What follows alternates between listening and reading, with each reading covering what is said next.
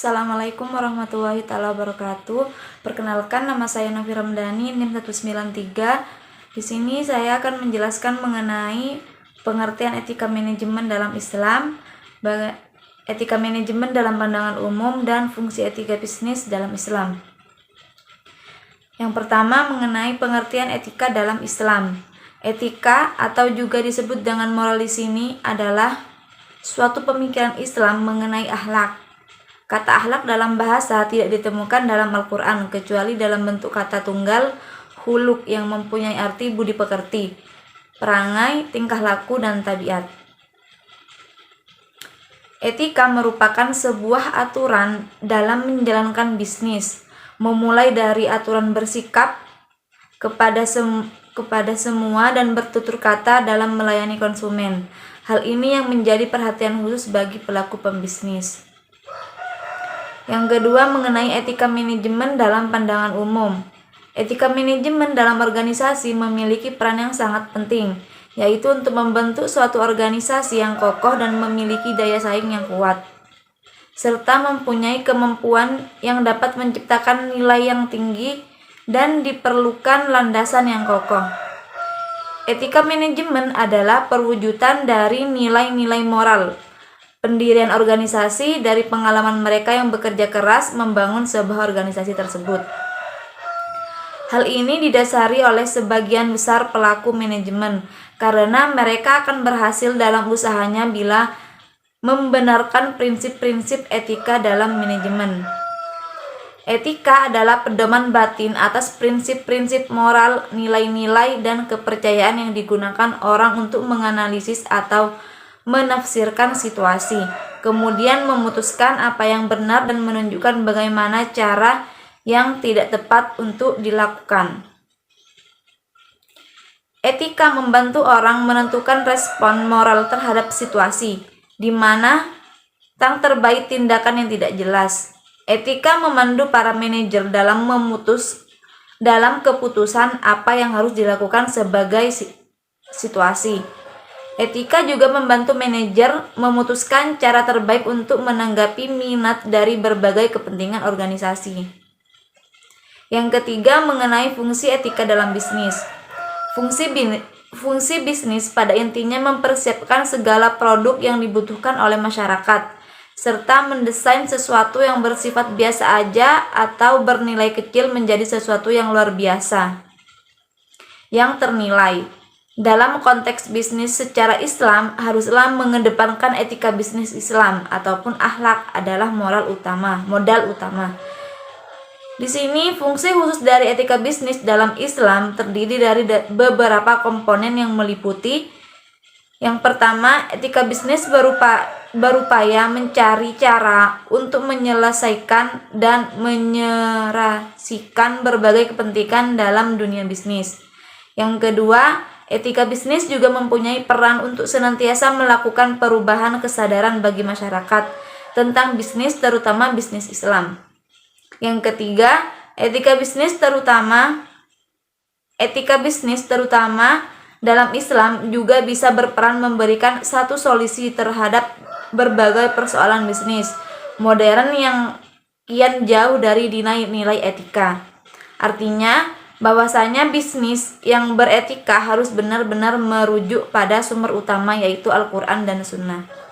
Mungkin hanya itu yang dapat saya sampaikan, kurang lebihnya mohon maaf. Assalamualaikum warahmatullahi wabarakatuh. Selanjutnya saya sebagai pemateri kedua akan menjelaskan tentang etika dan peran manajer. Pada dasarnya setiap orang yang tergabung dalam sebuah organisasi memiliki peran yang penting. Peran tersebut pasti berkaitan erat dengan hak dan kewajiban seseorang terhadap kedudukannya dalam organisasi tersebut. Untuk memahami dengan baik semua tugas manajer, yaitu dengan cara manajer mengetahui kewajiban apa saja yang harus dilakukan. Manajer memberikan semua arahan yang ada di dalam organisasi puncak, menengah, dan rendah. Jadi semakin tinggi jabatan yang dijalaninya, maka semakin besar pula tanggung jawab, terutama manajemen tingkat puncak yang bertugas sebagai kendali dalam pembuatan keputusan yang bersifat kebijakan dan strategis. Ada berbagai permasalahan yang memiliki sangkut paut dengan etika bagi manajer puncak, yaitu terjadinya persamaan kepentingan, conflicts of interest. Yang pertama, manajer sebagai aktor ekonomi. Salah satu syarat utama peran dari seorang manajer adalah membuat keputusan yang bersifat ekonomi sehingga perusahaan dapat terwujud dalam pasar yang kompetitif. Yang kedua, manajer sebagai pemimpin perusahaan. Sebagai pemimpin dari organisasi bisnis, manajer diberikan kepercayaan untuk menjalankan semua kekayaan yang ada dalam perusahaan yang memiliki nilai sangat besar, serta mengelola aktivitas tersebut secara bijak dan profesional.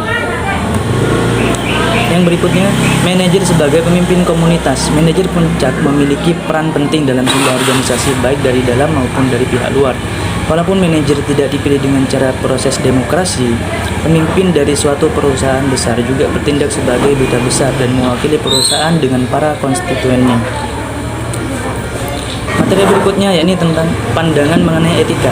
Ada 4 pandangan mengenai etika, yaitu pandangan utilitarian, hak, teori keadilan, dan teori kontrak sosial. Terpadu berikut adalah penjelasannya. Yang pertama, pandangan teori utilitarian. Pandangan yang berpendapat bahwa keputusan etika dibuat semata-mata berdasarkan hasil ataupun akibat keputusan itu. Berikutnya lagi, pandangan hak. Pandangan yang fokus pada penghormatan dan perlindungan hak dan kebebasan pribadi. Berikutnya, pandangan teori keadilan. Para manajer memaksakan dan membuat peraturan secara adil dan tidak memihak kepada siapapun, dan tindakan ini dilakukan dengan mengikuti seluruh peraturan perundang-undangan di bidang hukum. Selanjutnya, pandangan kontrak sosial terpadu. Pandangan ini mengfungsikan bahwa keputusan etika harus didasarkan pada sejumlah faktor empiris, apa yang ada, dan faktor normatis apa yang seharusnya. Materi berikutnya masuk ke pengertian manajemen. Kata manajemen berasal dari bahasa Latin, yaitu dari kata manus yang mempunyai arti tangan dan agere yang berarti melakukan. Kata-kata itu digabung menjadi kata manajer yang artinya menangani.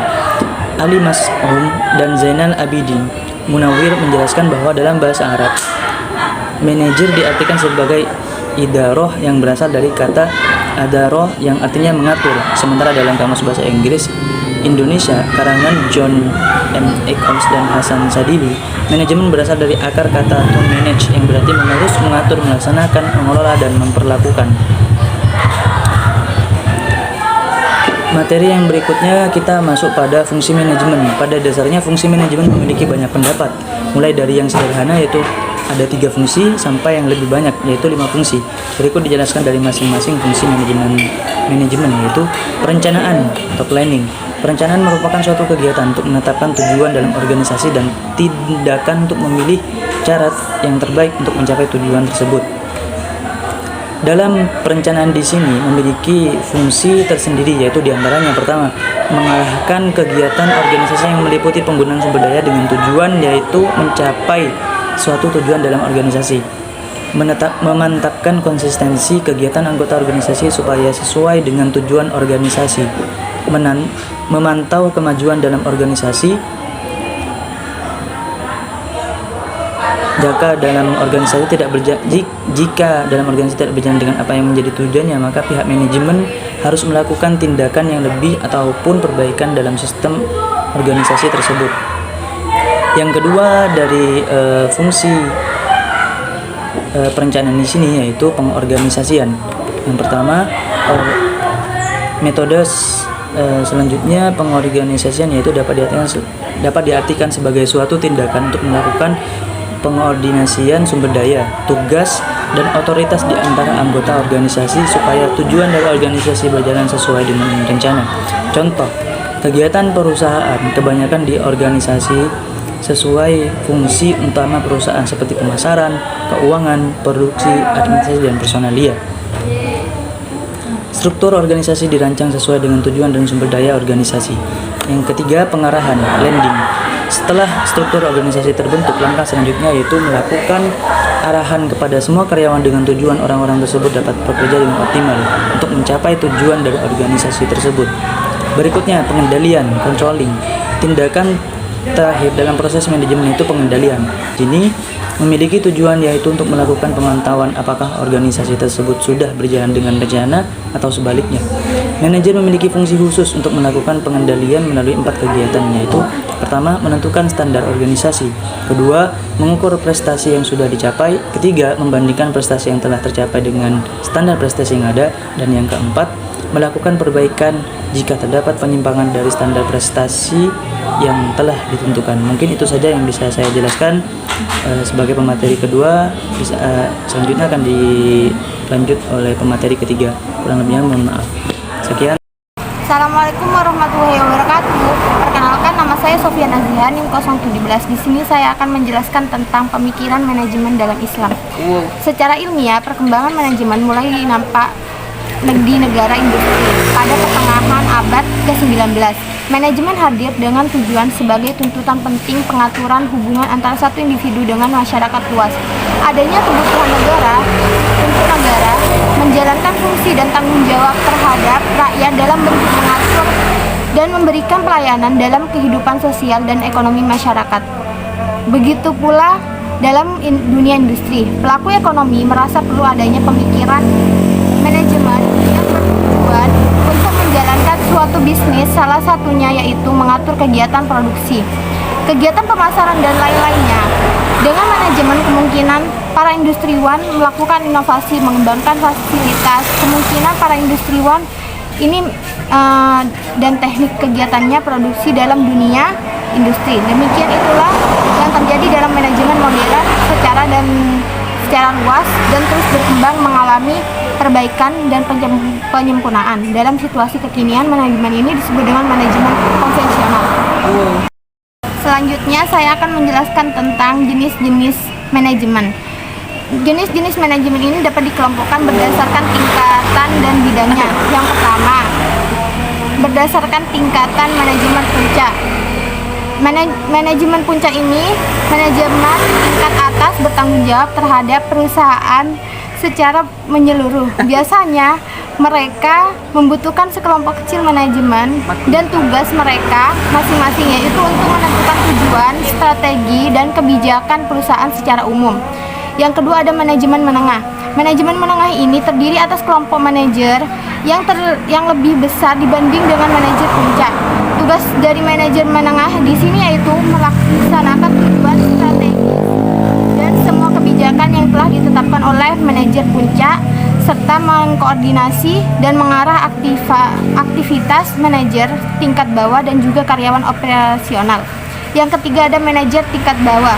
Manajer tingkat bawah ini mengawasi karyawan secara langsung. Mereka tidak mengawasi manajer lainnya. Tugas mereka mengawasi dan mengkoordinasi kegiatan operasional yang dilakukan oleh karyawan. Posisi tersebut biasanya dinamakan pengawas atau supervisor. Contohnya manajer tingkat bawah tersebut adalah pengawasan atau penyediaan produksi, pengawas penjual, dan pengawas administrasi. Yang kedua, saya akan menjelaskan tentang berdasarkan fungsinya. Berdasarkan fungsinya itu dibagi menjadi dua, yaitu manajer umum dan manajer fungsional. Yang pertama, manajer umum. Manajer umum ini bertanggung jawab mengawasi unit tertentu yang mempunyai beberapa bidang sekaligus. Manajer suatu divisi merupakan contoh manajer umum. Manajer umum bertanggung jawab terhadap semua kegiatan pemasaran, keuangan, operasi divisi tersebut.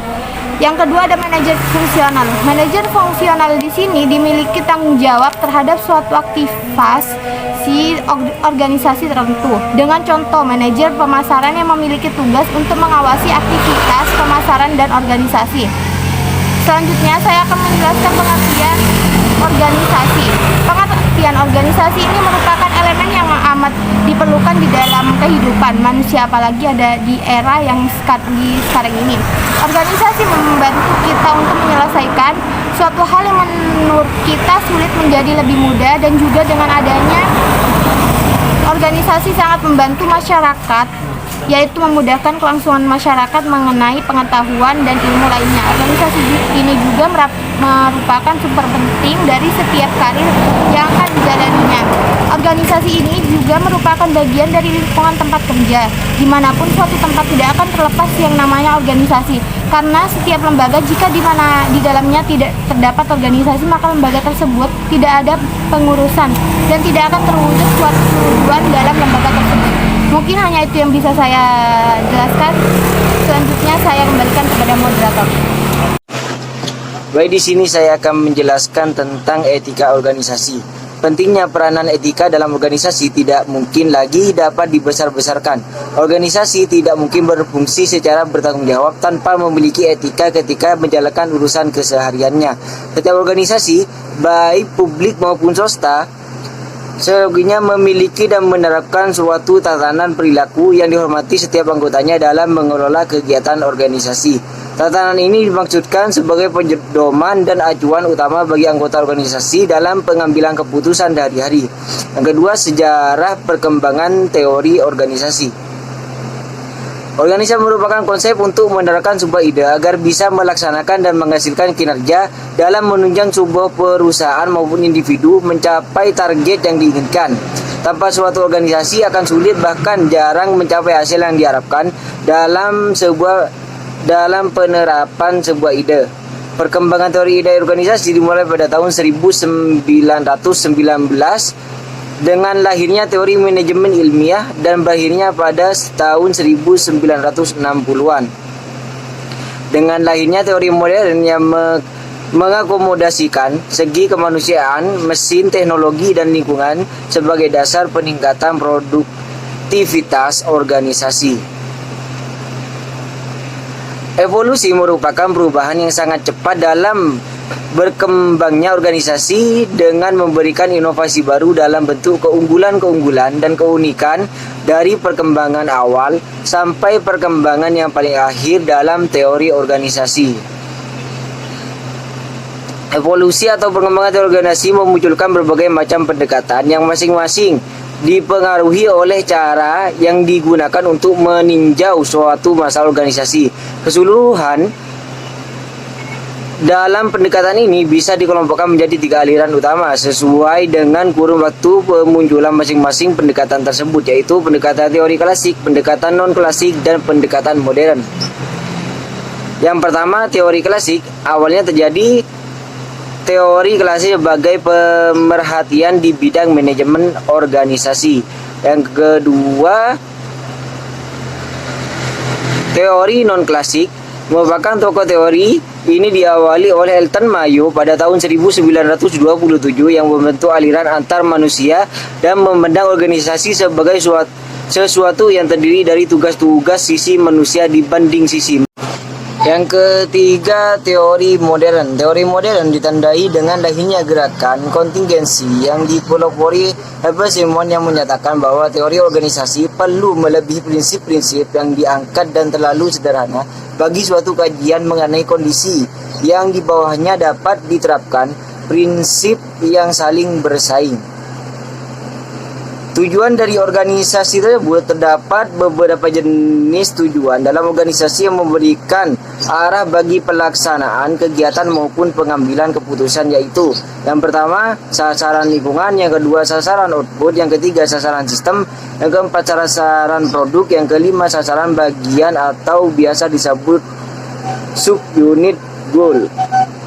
Yang keempat, perangkat yang terdapat dalam sebuah organisasi. Perangkat-perangkat yang terdapat dalam sebuah organisasi terdiri dari berbagai macam komponen, yaitu 1. Lembaga organisasi, 2. Sumber-sumber daya atau bisa disebut dengan resource, yang ketiga metode dan strategi organisasi, yang keempat hubungan interrelasi dan aktivitas, yang kelima tujuan organisasi, dan terakhir keuntungan yang diperoleh dari organisasi. Keuntungan diperoleh seseorang dari organisasi dapat berupa keuntungan pokok dan keuntungan tambahan. Yang dimaksud dengan keuntungan pokok yaitu keuntungan yang menjadi dasar harapan untuk diperoleh seseorang di dalam organisasi. Sedangkan yang dimaksud dengan keuntungan tambahan yaitu keuntungan yang semula tidak menjadi dasar harapan untuk diperoleh tetapi baru muncul setelah orang tersebut berada dalam organisasi. Ya, mungkin ini saja yang dapat saya sampaikan, kurang lebihnya mohon maaf. Jika kurang pahami bisa ditanyakan. Wassalamualaikum warahmatullahi wabarakatuh. Baik, di sini saya juga akan menambahkan materi terakhir terkait etika masyarakat Madura. Dinamika budaya di masyarakat memunculkan pola dan aktivitas ekonomi seperti industri, mekanisme pasar hingga pada perlindungan konsumen dalam persaingan pasar. Pasar dengan segala permasalahannya kadangkala kurang memandang kepentingan dari sisi konsumen, sehingga pada perkembangan selanjutnya mulai muncul pemikiran konsep pendekatan konsumen. Melalui budaya pendekatan konsumen, maka pihak perusahaan atau pemasar dapat merumuskan suatu nilai-nilai kebaikan organisasional dan konsumen. Tidak dapat dipungkiri bahwa agama bagi orang Madura adalah Islam yang sudah meresap dan mewarnai pola kehidupan sosial mereka. Agama merupakan hal yang sakral, yang harus dibela dan merupakan pedoman hidup bagi manusia. Siapapun yang menghina agama harus mati. Salah satu sifat yang mendefinisikan bahwa orang Madura adalah pasti beragama Islam. Menurut mereka, urusan agama dikemukakan dalam ungkapan abental syahadat asapo angin apajung Allah Azza wa Jalla, yang menggambarkan bahwa orang Madura itu berjiwa agama Islam. Menghina agama adalah sama dengan menyinggung harga diri. Terdapat 4 dasar citra diri masyarakat Madura, yaitu Islam, kesopanan, kehormatan, dan kerjasama. Agama Islam sangat mempengaruhi segala seluk-beluk kehidupan sehari-hari orang Madura. Oleh karena itu, yang menghina agama harus mati, karena penghinaan terhadap agama sekaligus merupakan penghinaan kepada sanksi pendukung sosial. Sanksi itu menyebabkan mereka disebut berjiwa Islam, dan sanksi ini merupakan salah satu faktor yang mendukung terus berlakunya nilai-nilai ini. Orang Madura menganggap kehidupannya dilandasi oleh kerjasama, song osong lompung, bukan saja sebatas pada keluarga tetapi juga termasuk tetangga. Salah satu nilai budaya lainnya yang tak kalah penting pada orang Madura adalah bahwa kesopanan dijunjung tinggi. Orang yang tidak sopan dianggap kurang ajar dan ia dapat cemoohan atau cercaan sebagai sanksi sosial. Orang Madura bersikap tidak mau diremehkan, tetapi terhadap penonjolan diri juga tidak dihargai. Perilaku dipengaruhi oleh situasi yang dihadapi. Jika orang yang dihadapi itu umpamanya sombong, besar kepala dan menonjolkan diri, orang lain akan berusaha untuk lebih tinggi atau lebih sombong daripada lawannya. Ia cenderung untuk tidak mau kalah. Masyarakat Madura yang sensitif dan fanatik terhadap nilai-nilai keagamaan seperti kesopanan, saling menghormati, serta suka tolong-menolong berdampak konstruktif dengan nilai-nilai yang terkandung dalam prinsip-prinsip etika bisnis syariah. Dalam pembahasan tentang prinsip-prinsip dan etika berbisnis dalam Islam, Yusuf Al-Qaradawi menjelaskannya sebagai berikut. Menegakkan larangan memperdagangkan barang-barang yang diharamkan, bersikap benar, amanah, dan jujur, menegakkan keadilan dan mengharamkan bunga. Berikutnya, menerapkan kasih sayang dan mengharamkan monopoli, menegakkan toleransi dan persaudaraan, dan juga yang terakhir, berpegang pada prinsip bahwa perdagangan adalah bekal menuju akhirat. Apa yang disampaikan Yusuf Al-Qaradawi ini menjadi landasan para pelaku bisnis syariah, baik sebagai cermin perilaku individu maupun sebagai organisasi. Sebab perilaku individu pelaku bisnis syariah akan membentuk perilaku organisasi bisnis syariah yang pada akhirnya menjadi budaya organisasional institusi bisnis syariah. Mungkin itu saja yang bisa saya jelaskan terkait etika masyarakat Madura dalam berbisnis. Kurang lebihnya mohon maaf. Wassalamualaikum warahmatullahi wabarakatuh.